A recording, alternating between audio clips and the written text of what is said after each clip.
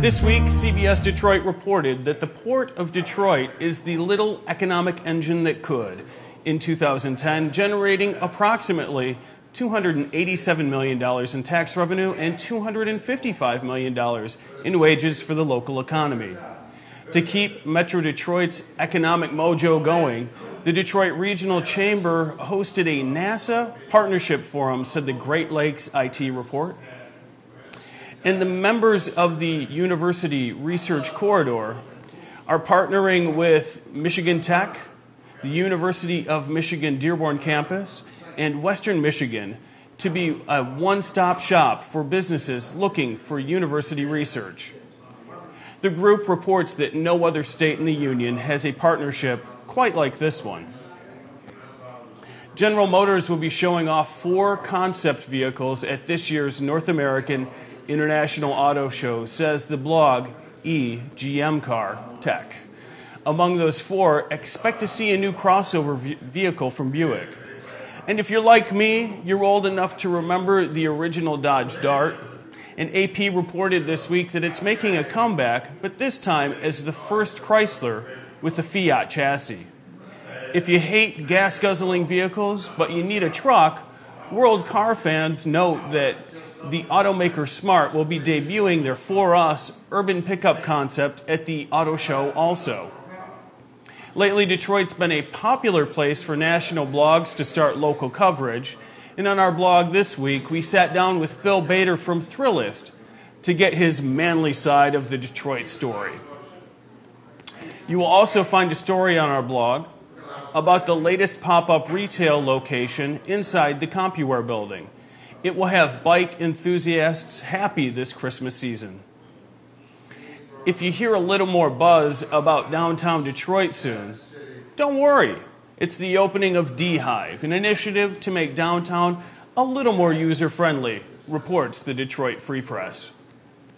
Finally, congratulations to Dick Vitale for having the basketball court at the University of Detroit Mercy named in his honor this last Monday, before peppering television coverage of college hoops with phrases like, "Diaper Dandy," Dickie V coached the school for 4 seasons, as noted by SB Nation.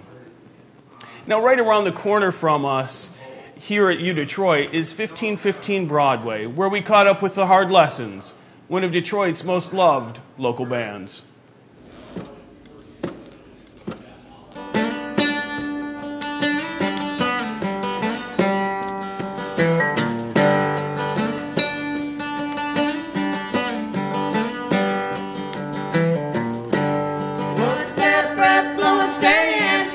It's my kind. See little ball trash searching for a home like my kind. Itty bitty fingers and itty bitty toes, big old eyes seeing everything you know. Stay up late, wonder what could be on your mind. Are you dreaming? Your heart is time like my kind. Your voice is strong, you scream out loud, you're my kind. Wake up early, stay up so late. Wait or wander around in a figure 8. Your face is so red, I know that problem. Don't let your worries spoil all your fun. I can't whoop and holler at you, not that kind. When you get older, will you stay out of trouble, or you my kind? You're growing every day like a weed in the soil, slipping out of my hands like a coil of oil. Climbing and jumping all around your room, you're my kind. Are you crazy? Your mama said, look out, you're gonna give me hell like my kind. Come on, baby, do what you will, it's all your kind. Wake up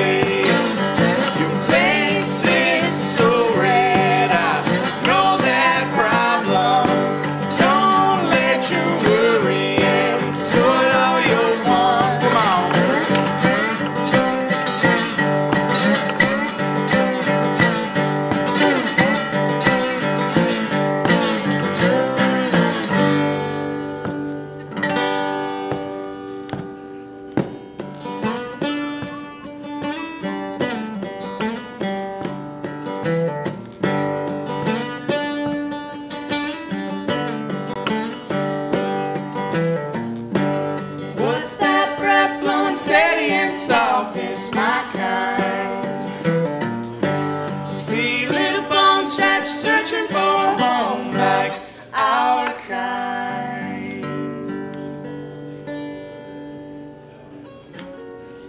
Bravo, Santino!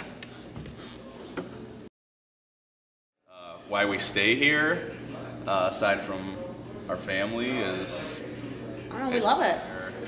there's culture, there's energy, there's art, but there's also expressways and cars, and you can get out of town and see some nature. You can come downtown and see some art, and that's a wide spectrum that we didn't find in our travels in places like LA or New York. It's wild. I mean, I never thought about it. I mean, we were kids when we started the band. Yeah. Literally, a lot of the songs on our first record I wrote before I could drink legally, and we were just huge fans of what was happening in Detroit. It was so inspiring, and we just wanted to be a part of it in a real way, and that's why I think it just came across as so pure, because that's what it was. It was just kids really excited to be a part of what was happening in the scene, and it was a great time in Detroit, a great time in Michigan, at least for us, for some 20-year-old kids, you know, college kids trying to play some rock and roll. It was great. I think some of the advice that we would have received or would give, I suppose, to someone in our place is that, you know, go out, explore the city, explore the places that you want to be a part of. You know, like we were driving from East Lansing to Detroit when we were in school there to go to every show. Like Tuesday through Saturday we were in the city, to the point that, you know, we should have just bought an apartment downtown and stayed here. Commuted to school. But I mean, it feels weird even giving that type of advice, because it wasn't. I feel like when people ask, what should I do, and you tell them, it feels phony. It doesn't feel real. No one had to tell me to go see all these bands. I wanted to. Yeah. I get put off when we get an email from someone who's like, hey, can we open for you at St. Andrews Hall? I've always wanted to go there. We got plenty of shows happening every week. Pick one and buy a $10 ticket, and you can actually go there. So, but I guess the bigger picture here is like, just love what you do, you know? And when it's not fun, take a break. And I think we've loved what we've done, and that's why we're still a band, and we're excited to share that new music with Santino. And I don't know, we've been very fortunate. We've really been fortunate. Detroit embraced us very quickly, and they've sustained us for a long time. I mean, I think most bands don't get to 5 years, let alone 6, 7, 8, coming up on 9, and hopefully 10 and beyond. And that is due to the amazing community of musicians here in Detroit that surrounded us and supported us for years, and it's hard to believe. I mean, it seems like a dream to think that we started this in my dorm room, and then we're not that we rest our laurels on critical acclaim or anything, but I grew up kind of looking through the Metro Times and Real Detroit, and to be on the cover of both of those was worthwhile. And when we took our break to welcome our child here, there was a real sense of gratitude, I feel like, from the Detroit community. The papers wrote some nice things about us and said, thanks for what you've done for Detroit over the last 8 years, and that meant a lot. And our fans came out in full force and supported us, and it feels great to know that all we've given to the city comes back, 2, 3, 4, 5-fold, and that's what makes it easy to continue. So there's always new challenges to face, but if you have a fan base that supports you through all that, it's what kind of carries you through. Yeah. And we've been very, very fortunate to have incredible fans. At this point, like generations of fans. I mean, we haven't been around that long, but we have parents now who came to see us when they were in college, and now they're putting little handmade onesies that say the hard lessons on their kids and stuff. It's rewarding. We've played 700 live shows in 7 countries, and I don't think there's ever been a show where we just kind of phoned it in. I'm really proud of that, and I think that's why we draw people to our shows, is that they know that we're going to give every ounce of energy we have. I'm proud of our recorded output. we got a special 45 coming out with the song we wrote for him, and that's like our 5th or 6th 45, and we've done 3 LPs and something like 50 some original songs and 15 covers, and there's a legacy of music that we've left.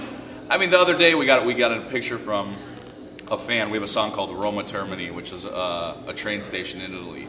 And we received a picture from a fan with our T-shirt on, standing in front of Roma Termini. We get emails from people who go and get their picture taken in front of Forest Arms by Wayne State, because we have a song called Arms Forest. So that's like a destination for our fans. Two couples have gotten engaged on stage at our shows. 2 people have tattoos with our band name on them. It's just that kind of show of support from people. It's wild. I mean, it means so much to us that so many people around the country and around the world have shared huge moments in their lives with us. We get requests all the time to play a first wedding dance song, or we get videos sent to us of people dancing their first wedding dance to one of our songs.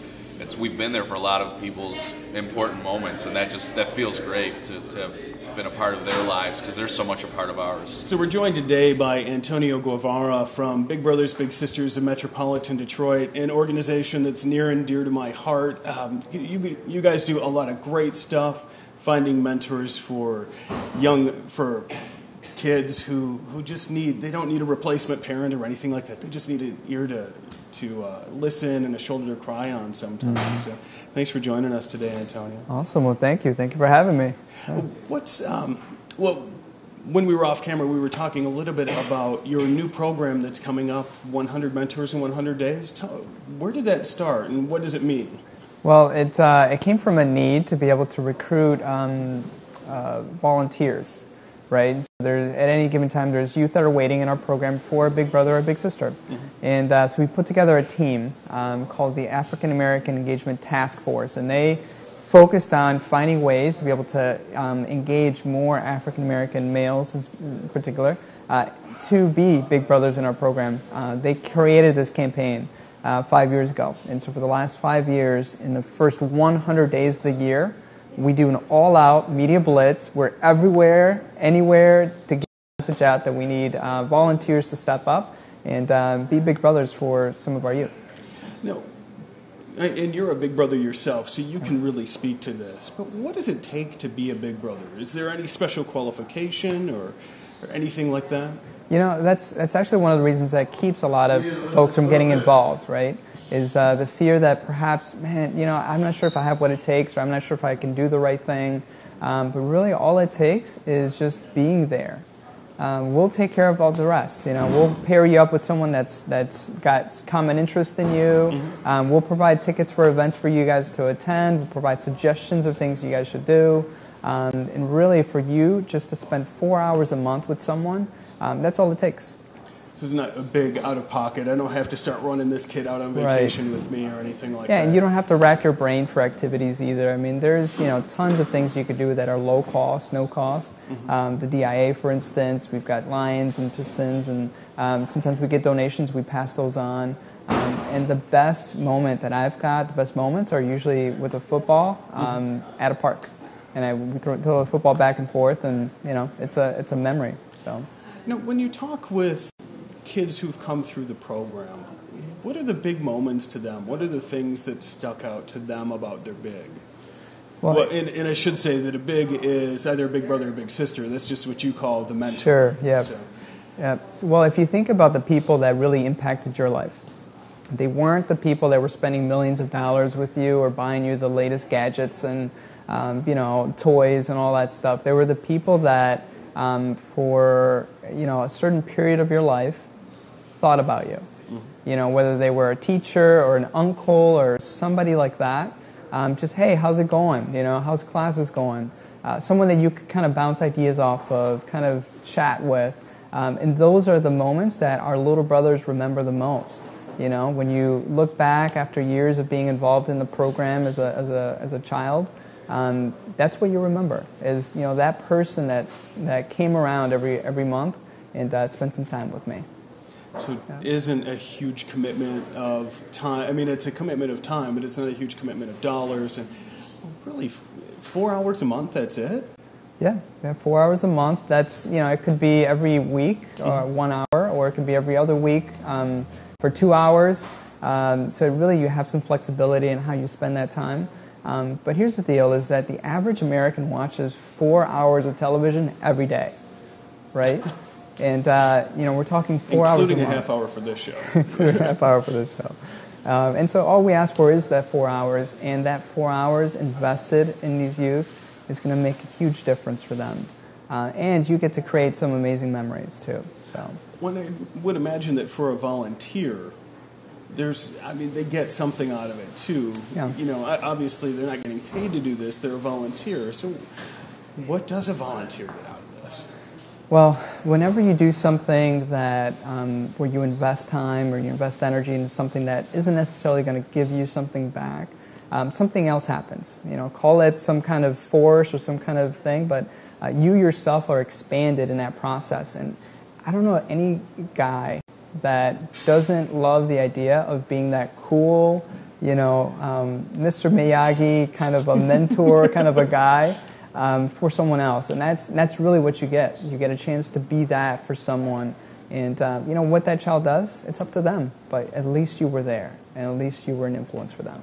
You've been with the organization for 3.5 years, Yep. so you've probably heard a lot of stories. What's your favorite story of, a big and a little? Which one is sticking out in your mind right now? Well, there's a big brother highlighted in a project that we did.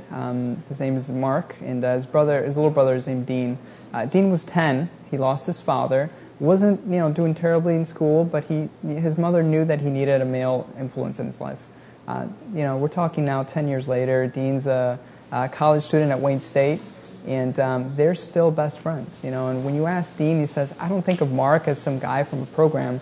I actually think of him as my big brother." Nice. And relationship that started through a program is now a friendship that's lasting for a lifetime. So if somebody wants to get involved, how do they start? There's tons of ways that they could reach out to us. So they can call us. They can go on our website, bbbsdetroit.org. We've got a Facebook page. We've got a Twitter account. There's really no shortage of ways that they could reach out to us, but bottom line is for them to reach out, and we'll take them through that process of getting started. It's very, very easy. Well, thanks for joining us today, and it's now time for our next segment, which is an interview. Right around the corner is the Arts League of Michigan, and it's an interview with the president of the Arts League, Mr. Oliver Ragsdale. The historic Virgil Carr Center in Detroit's Paradise Valley is getting a breath of fresh air. It stood vacant for decades, but it's now home to the Arts League of Michigan. With everything going on in and around the center, it's becoming the neighborhood's newest clubhouse. We're here to speak with President Oliver Ragsdale. Well, I think that given our central location to downtown and the focus on downtown living, working, and playing, the Carr Center creates a great opportunity with the wide variety of activities here to make it a lifestyle stop. Education is an important piece to the puzzle, but I think that what we like to think about is it's just a part of the lifestyle. Back when the building was built, or when the Arts League's ancestors were growing up, art was just what people did. It was just part of how they lived every day. So we have music classes, we have dance classes, we have visual arts classes, we have creative writing classes. So there's a little bit of something for everybody, whatever your interest is. When you look out at the park now, the old Harmony Park, now called the Beatrice Buck Park, and you see the 16 medallions that support and honor the folks from Paradise Valley, and then you have the 4 medallions that honor the buildings that were in Harmony Park and how they come together and intersect. It really speaks to the today and to the future. The intimacy of it, it's really like a town square. And we know that this is very destination focused, but people bring their lawn chairs and they just come out and they have a wonderful time. And it can also support the other community partners that are here, the Detroit Seafood Market, Detroit Cafe, Habana, and Coach's Corners, as well as music halls right across the street and the Opera House. So it's in the Gym Theater and the DAC. So it's a very vibrant but contained little neighborhood. If you're in the neighborhood yourself, be sure to check out the Art League's upcoming events. The Paradise Valley Jazz Festival begins this week and will run through Saturday. Can't make it? No worries. There are more performances on the 16th, 18th, and 27th. The Plowshares Theater Company's production of A Jazzy Christmas will be playing every weekend from now to New Year's Eve. Art Mart, a local market with local artists' work, will run today and tomorrow, and that's December 9th and 10th, and on Friday the 16th too. December 28th is Family Community Day, where you can find everything from dance performances to quilt making to even hands-on art projects. And finally, Colors Restaurants, their friends in the same building, will have their champagne toast at midnight this New Year's Eve. Come for an event or two, but feel free to stop by whenever you find yourself down in Paradise Valley. Where else, after all, can you experience dance, film, music, poetry, sculpture, theater, and more under one roof? Back to you, Dave. As you know, there's a ton going on in downtown Detroit, and it's actually a challenge to narrow it down to 5 each week for you. But here's our latest attempt at narrowing down what there is to dig in Detroit this weekend.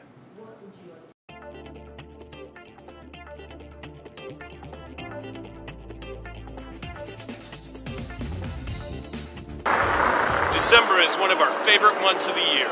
There are plenty of excuses to enjoy great food, imbibe with friends, and show appreciation to the people you love by giving gifts. Our hope is that these 5 suggestions for what to dig downtown this week help you enjoy this time of year as much as we do. First on our list is the 2nd annual Detroit Holiday Food Bazaar. 25 local food vendors will tempt you with delicious foodstuffs. Where else will you find barbecue, Mexican food, and handcrafted vinegars in the same room? Just remember to bring cash, since most of the vendors will be unable to accept your plastic. Number 2, Gourmet Underground Detroit Holiday Mixer. The description on their Facebook fan page gives you the perfect description for why you need to go. Gourmet Underground Detroit is a collection of food and drink professionals and serious enthusiasts dedicated to the propagation of local gastronomic knowledge. Number 3, Puppet Scrooge at Detroit's Matrix Theater. Have kids? This kid-friendly play also lets many of the kids in the audience make their own puppets so they can participate in the show. Number 4, A Jazzy Christmas. The Arts League of Michigan seems to host a lot of great jazz events, and this time they're teaming up with the Plowshares Theater Company to provide aficionados a sonically adventurous way to enjoy the holidays. Number 5, Rembrandt in the Face of Jesus. It's true, this exhibit is here until February 12th, but it's also true that this Sunday only, tickets are half off, which means your ticket will only be $8 for this exceptional exhibition that already has the world buzzing. And from this week's In Case You Missed It files, we get a lot of questions about the ice rink here at Campus Martius Park. When we respond to them all, we're also thankful that Metro Parent Magazine gives you their perspective on why you should bring the family down to skate at the park. And the park, for your knowledge, is open Monday through Thursday from 11 a.m. to 10 p.m., Friday from 11 a.m. to midnight, Saturday from 10 a.m. to midnight, and Sunday from noon to 8 p.m. And hey, Wisconsin, keep your hands off our mitten. From outside the Campus Martius Park in downtown Detroit, that's this week's Big Downtown 5. We also had a chance to sit down with Charlie Cavell of a really interesting group called Pay It Forward, and this is what we found. Detroit is a place to create, right? You know, other cities like Chicago, New York, no offense, but they're places to dwell, right? There's a lot of stuff to do. There's a lot of things that are going on that you can become a part of, right? That you can latch onto. But in Detroit, right, that's where you can create. You can be the vanguard. You can be the one who leads the way because there's a low barrier to entrance, right? That, you know, you can do so many things in this city for really cheap. The Pay It Forward initiative. It's my 501c3 nonprofit that I created back in September of 2010. So Pay It Forward, so in the fall last year we got 11 interns, unemployed Detroiters, to get, we gave them 6-week-long internships at the Salvation Army and a couple of other nonprofits that were partnering with us. So, right, we basically, I guess, we're a nonprofit staffing agency, I guess. But again, that fills a need, and nobody else seems to be doing that. Well, I'm also on the school board for Loving Elementary, which is a DPS school that they switched to charter. So Pay It Forward's doing good things, and Loving's doing good things, and I haven't flunked out of school yet, so that's a plus. That's why I get up in the morning, right? That's like, you know, I mean, think about it. This is why my shoes are the way they are, because it keeps me humble. Like, not to be an extremist or anything, but it reminds me I want to help people. I want to create change where change is needed, right? Right here, right now, that means Pay It Forward. Right here, right now, that means Loving Elementary. That's how I do my best to create the most change in the way I see is most effective, because I feel it's needed, and I feel like, you know, not all change is scary, so it's tough, and I feel like that's actually part of the beauty of being where we are and at this time, is that you can be the change agent, right? You can be the change that you want to see in the world. Gandhi said that. Oh no, I've been taking the bus since I was like since I moved to Ann Arbor when I was like 11 or 12. I think that, so one big misconception is that the bus is a scary place, and it's not. Like, just be yourself, right? Of course, you know, don't be stupid and just try and start a random conversation with someone who doesn't look right, and not to say that it's correct to judge, but we all do it. So on the bus, you know, if you give the best in yourself, you'll get the same out of everyone else, right? Because if you just have that standard of yourself and being polite and courteous and respectful to others, then you'll get that. And I haven't seen, you know, of course you get the foolish people who will be like, you know, oh, hey, ha, ha, ha, you know, like, I remember standing at a bus stop, never on the bus, people are really nice on the bus, but standing at a bus stop, and these two guys come walking up, right, and they, you know, they didn't like razz me or anything, right, they were, you know, I think, you know, they made a joke like, you know, like nice pants or something, because they were too short, right, my pants were a little too short, so it was like, you know, where's the flood, right? I didn't say anything mean, but that's the thing, is that, you know, they gave me a razz, right? They kind of teased me a little bit, but then since we were both waiting all three of us were waiting at the bus stop, right? You know, I started making conversation. I kind of ignored it, right? So then they were like, oh, wow, he's actually, right? This is what I feel like happened. I was trying to build a relationship, right? Not, you know, best friends, but like, hey, let's just talk, because we've been waiting for the bus for like 20 minutes. We got to say something to each other, right? So let's talk. So build a relationship and was respectful. And that's the thing, is that, right? So then they stopped making the jokes. Well, thanks for joining us for the last half hour of Detroit Unspun TV. We hope we've made it a quality, first-class experience for you. There's always a ton of people to thank. This week, Antonio from Big Brothers Big Sisters, Jeremiah Stays for getting us through our tech issues, Ashley Hennon for keeping me on time, and you, as always, for watching. Buena suerte, Detroit.